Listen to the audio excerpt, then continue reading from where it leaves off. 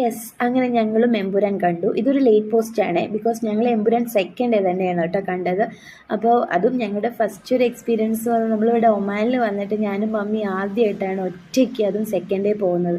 നമ്മളെപ്പോഴും വീട്ടിൻ്റെ കൂടെ ഒരു 1 വീക്കിൻ്റെ ഉള്ളിലേ പോകാറുള്ളൂ. നമ്മൾ ഫസ്റ്റ് ഡേ സെക്കൻഡ് ഡേ അങ്ങനെയൊന്നും പോയിട്ടില്ല. അപ്പം അതും ഞങ്ങൾ ഒറ്റയ്ക്ക് ആദ്യമായിട്ട് പോകുന്നു. വേദും വീട്ടിനൊന്നും ഇല്ലാതെ ഞാനും മമ്മി മാത്രമായിട്ട് പോയൊരു മൂവിയായിരുന്നു കേട്ടോ. അപ്പോൾ അതിൻ്റെ ഒരു സന്തോഷം ഉണ്ടായിരുന്നു. അപ്പോൾ എമ്പുരാൻ ഞങ്ങൾ കണ്ടു. നല്ലൊരു മൂവിയായിട്ട് എനിക്ക് ഫീൽ ചെയ്തത്.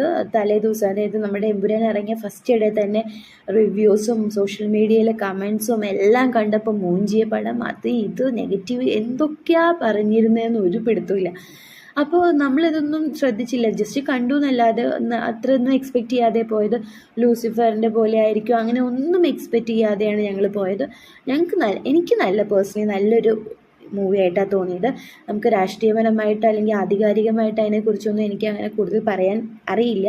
എന്നിരുന്നാലും എൻ്റെ പേഴ്സണലി ഒപ്പീനിയൻ നല്ലൊരു മൂവിയായിരുന്നു. എന്തിനാണ് ഇത്രയും നെഗറ്റീവായിട്ട് ആളുകൾ പറയുന്നതെന്നും എനിക്ക് മനസ്സിലാവുന്നില്ല, എന്തിനു വേണ്ടിയൊന്നും അറിയില്ല. അപ്പോൾ ഈ സിനിമ ഇറങ്ങിയപ്പോൾ എല്ലാവരും പറഞ്ഞിരുന്ന ഒരു കാര്യം ഇതുതന്നെയായിരുന്നു.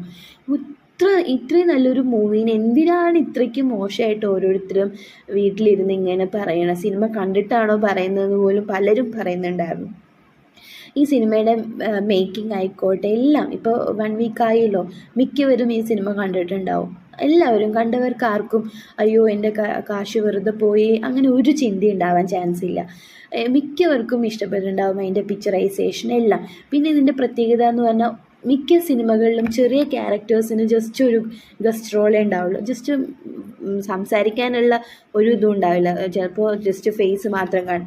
പക്ഷേ ഇതിലെ ഒരു ശ്രദ്ധിച്ച കാര്യം എന്ന് പറഞ്ഞാൽ ഒരു കുഞ്ഞു ക്യാരക്ടേഴ്സ്, ഒരു സീനായിക്കോട്ടെ ഏതൊരു കുഞ്ഞു ക്യാരക്ടേഴ്സാണെങ്കിൽ കൂടി അവർക്ക് പ്രസൻറ്റ് ചെയ്യാനുള്ളത് അല്ലെങ്കിൽ അവർക്ക് എന്താ പറയുക അഭിനയിക്കാനുള്ള അവരുടെ കഴിവിനെ പ്രകടിപ്പിക്കാൻ പറ്റുന്ന രീതിക്കുള്ള എല്ലാ ചാൻസസും ഇതിലുണ്ടെന്നാണ് എനിക്ക് തോന്നിയത് കേട്ടോ. പേഴ്സണലി എല്ലാവർക്കും ഓരോ കുഞ്ഞു റോള് മുതൽ വലിയ ക്യാരക്ടേഴ്സ് വരെയുള്ളവർക്കും അതിൽ ഈക്വലായിട്ട് ഇമ്പോർട്ടൻസ് കൊടുത്തിട്ടുണ്ട്.